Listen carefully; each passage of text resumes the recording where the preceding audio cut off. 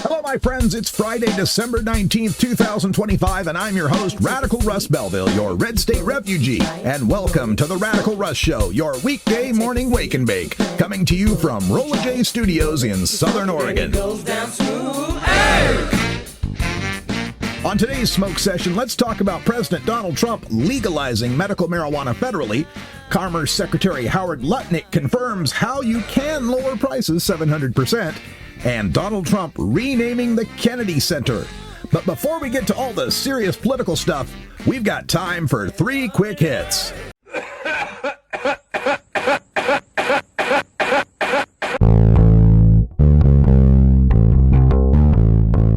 So yesterday, I'm out driving around. You know me, I'm a hobbyist podcaster, so I have to make money driving things to people and people to things. And as I was driving around, I was in this suburban neighborhood in Grants Pass off of the Redwood Highway there, heading out of town. Nice little neighborhood, tree-lined sidewalks, nice houses, you know, no graffiti, no crime, just a nice, idyllic neighborhood. And as I'm driving along, there's a father, a young father, and his daughter. She must have been 3-4 years old, and he's walking down the right side of the road sidewalk. She's on a little pedal bike, you know, and he's helping her along. Just idyllic. It's just beautiful, right? It was a nice sunny day yesterday. And then I look out the left side of my window, and there's this dude. He's like in black t-shirt, black cargo pants, black like military or Doc Martens style boots. He's got kind of dark brown hair, really long, like to his waist, but it's tied in 2 thin ponytails, almost like you'd see on a Native American. But this guy was, at least visually, didn't appear to be Native American to me.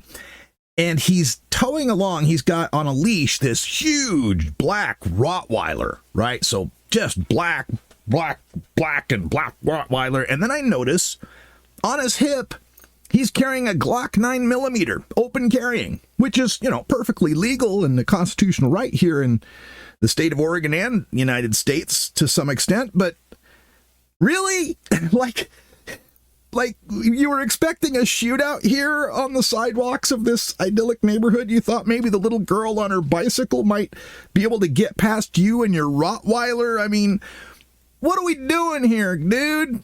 Come on, man. There's no reason to be displaying open carrying in such a safe and idyllic situation as that. All you do is add some stress to that poor father over there. He doesn't know who you are. He doesn't know that you're not the next shooter out there. Come on, man. Get some common sense.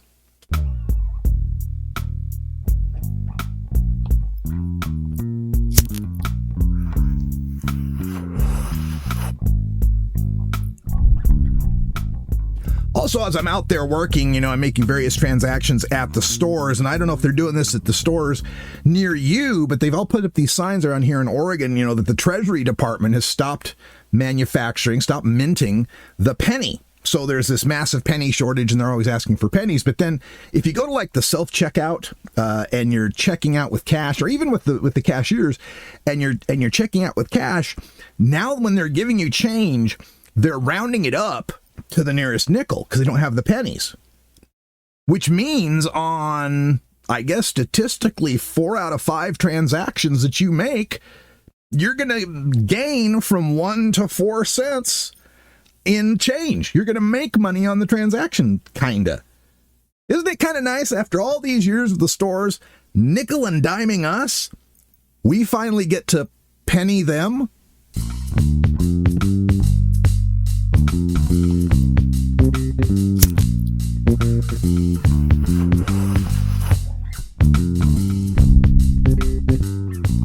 Final quick hit here. You know, I drive a Star-Spangled Chevy. You can check pictures of it up on my feed at Blue Sky, or maybe I'll post some later today. But it's a white Chevy Volt, and on it I've festooned numerous stars. So I've got red stars all along the left side of my car and blue stars all along the right side of my car. And then underneath the row of stars, I've posted these quotes from presidents. So in red text on the left-hand side of the car, I've got quotes from Republican presidents. And on the right side of the car, I've got quotes from the Democratic presidents in blue, on the blue side, right? So I call it my Star-Spangled Chevy, and all of the quotes that I've unearthed are something progressive that each one of those presidents, even the Republican presidents, have gone and done. So I got a note on my car. I often get notes on my car. This is the fourth one that I've gotten. A nice little note that says, "I love your vehicle. Thanks for standing up for what's right." And so I appreciate whoever left that on my car. And it reminds me that, you know, while I am a lifelong Democrat, although I'm not registered Democrat right now, I've always voted Democrat. There are things Republicans have done that have been good in my lifetime. In fact, every elected president in my lifetime has done something good. We had... Richard Nixon, he started the EPA. That's good. Ronald Reagan, he granted amnesty to immigrants. George H.W. Bush, he signed the Americans with Disability Act. George W. Bush fought AIDS in Africa. And now Donald Trump has legalized medical marijuana.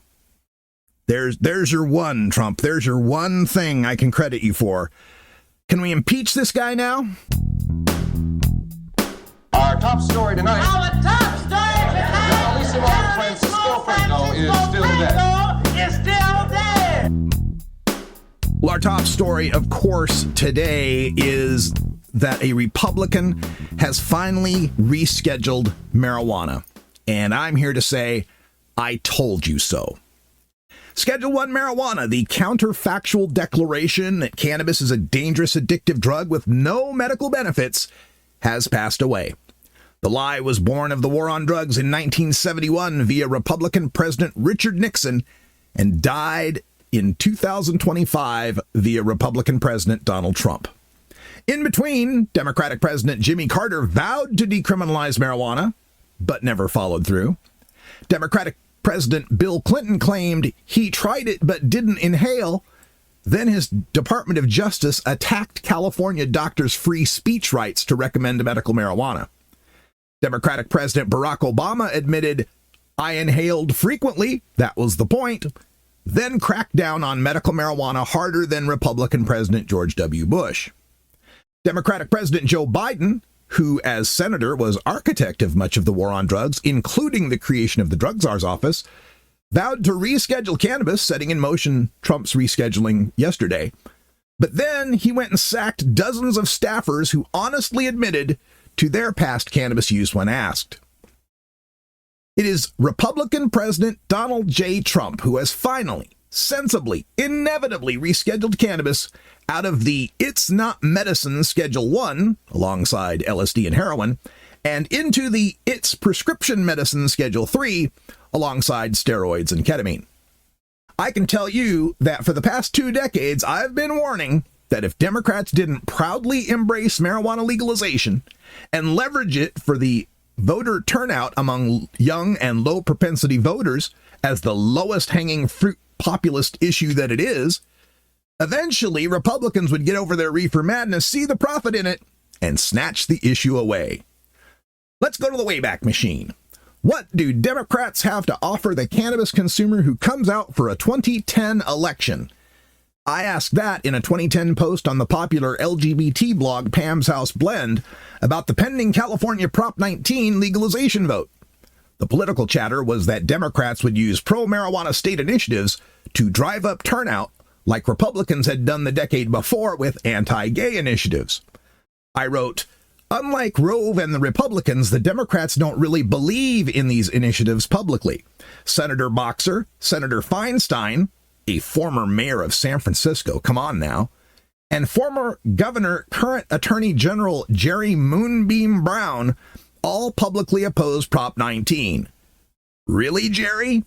You toked with Linda Ronstadt, please. I noted that President Barack Obama had campaigned on ending the war on drugs and wasn't shy about his past use of cannabis. Then we, quote, got Obama elected. We even got him a massive majority in Congress. We were thrilled when he asked us online what items we'd like to see on the new administration's agenda. And multiple times we responded with legalized marijuana, topping almost every public survey and dominating with 16 of the top 50 questions in the largest survey. So what did we get in response? Something we in marijuana law reform simply call the chuckle. Democrats, I opined, got the votes of marijuana consumers by default because of the GOP's reefer madness moral opposition. Then I wrote, quote, but how long will it take some younger Tea Party-friendly Republicans to realize they have a potential windfall of new, young, diverse voters if they steal the low-hanging fruit of marijuana legalization for their own? Apparently, the answer is another 15 years from that post, roughly. In a 2014 article for High Times magazine, I covered an interview President Barack Obama gave to CNN's Jake Tapper. Obama told Tapper, quote, I stand by my belief based on the scientific evidence that marijuana for casual users, individual users, is subject to abuse just like alcohol is, and should be treated as a public health problem and challenge, end quote. His recognition that marijuana is no more dangerous than alcohol, as he said a few days prior, is critical to defining a rational drug policy. Cannabis is currently listed in Schedule 1, alongside heroin, PCP, and LSD, as dangerous drugs of abuse with no medical benefits, while alcohol kills far more people than all illegal drugs combined and isn't scheduled at all. So what does President Obama say when asked about reconciling his belief about marijuana's relative safety to alcohol with his administration's policy that marijuana is as bad as heroin? Quote, first of all, what is and isn't a Schedule 1 narcotic is a job for Congress, end quote, Obama said.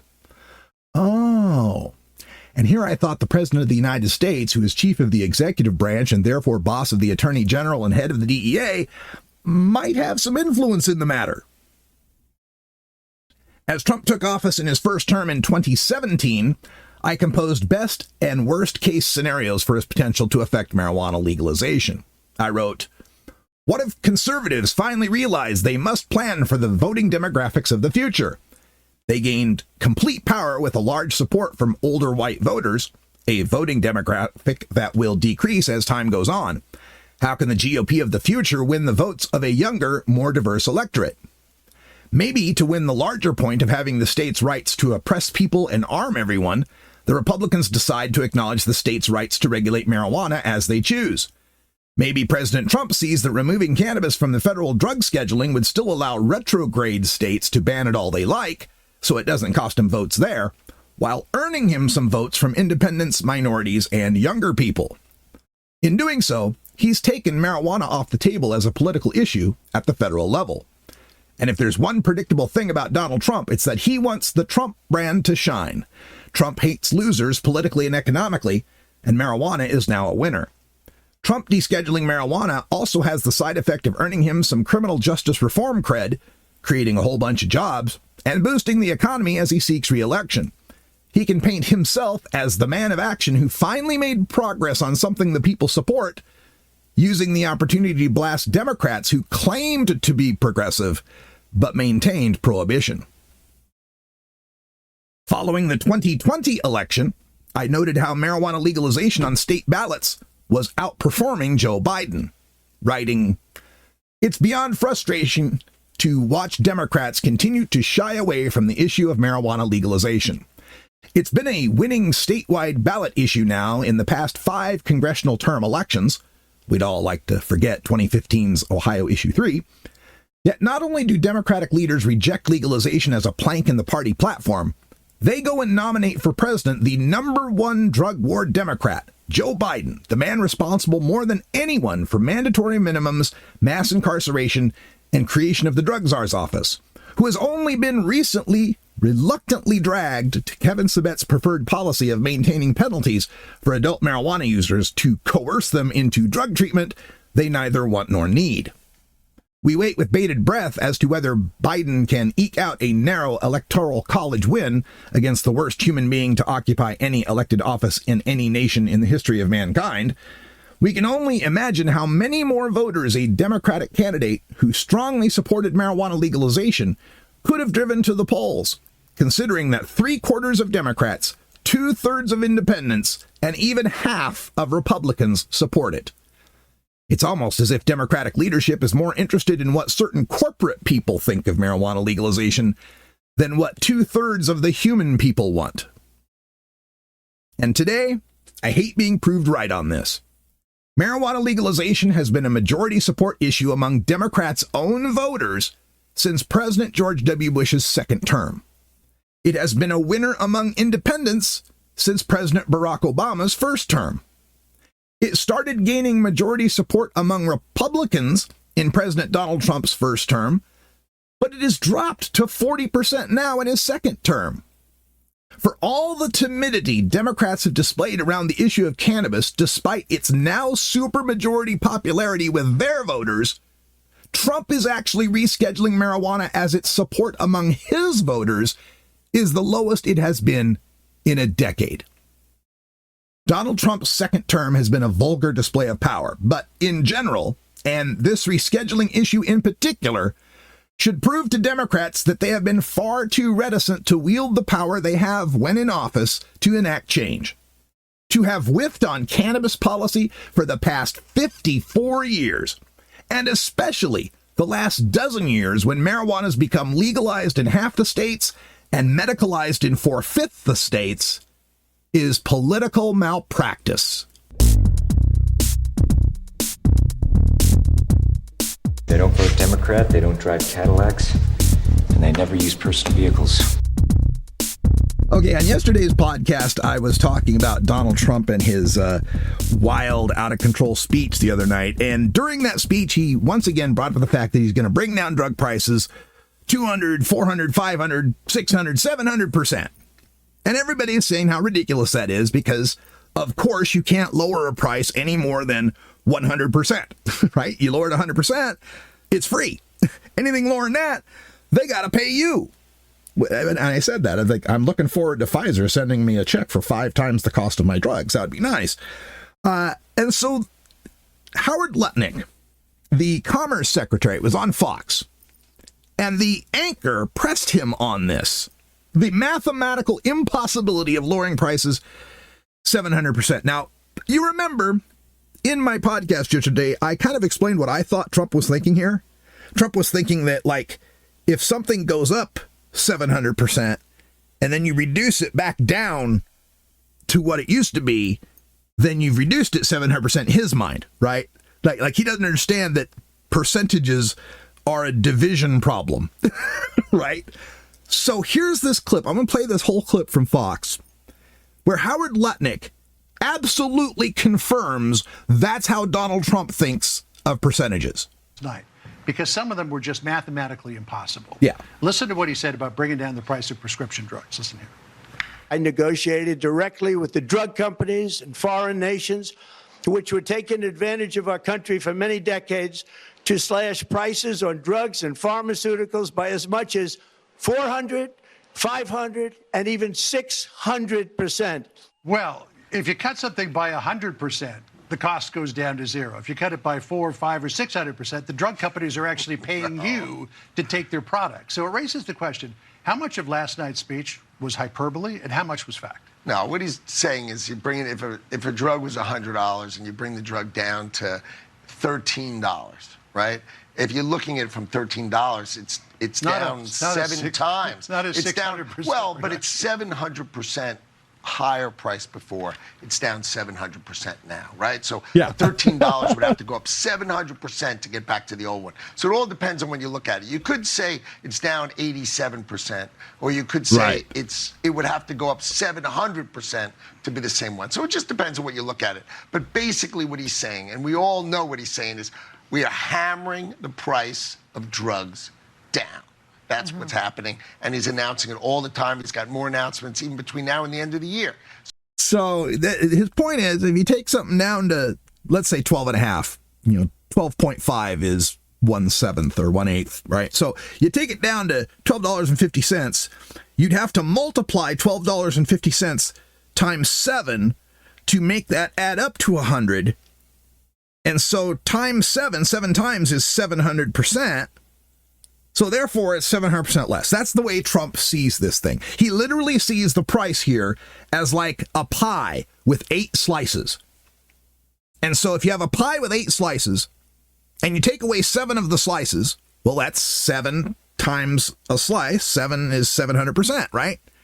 So if you had a full pie and you took away 7 slices, in his mind, that's 700% because that's 7 times 1 slice of pie. Then if you take the 1 slice of pie and you want to make a whole pie again, you add 7 more slices, that's 700%. See, it's 700% both ways. Oh, this man's in charge of our country, people.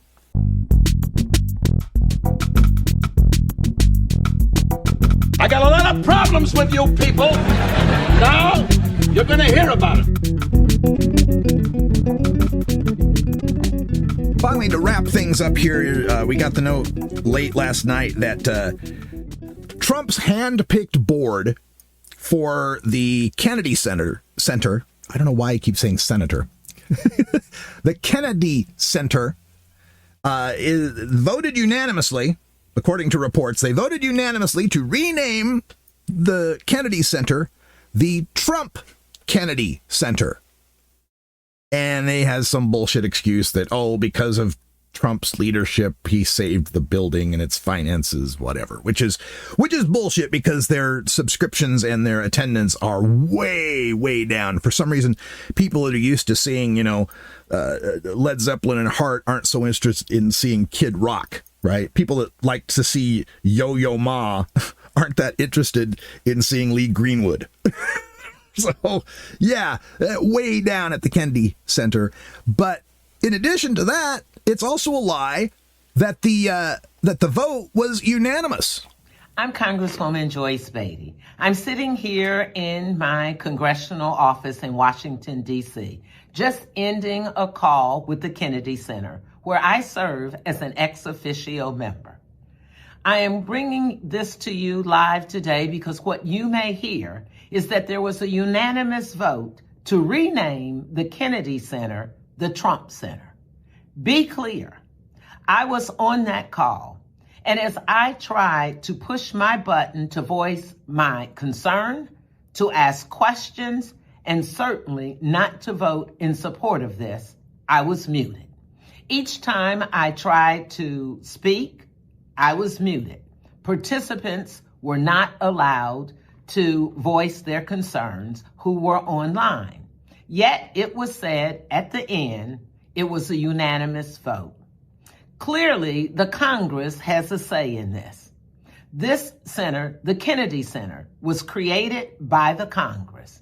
I think it's important for us to know that this is just another attempt to evade the law and not let the people have a say. As a strong supporter of the arts, as someone during my entire time here in Congress, I have participated in the Kennedy Center's programs, and I salute all the artists who have performed there. Well, I am shocked. Do you hear shocked? That the Trump administration would silence the voice of a black woman. Wow. Amazing that happened. And let's be clear about this. There is no authority for them to rename the Kennedy Center. It was named by an act of Congress. It was created by an act of Congress. And much like the Department of Defense, you just can't give it your own preferred pronouns.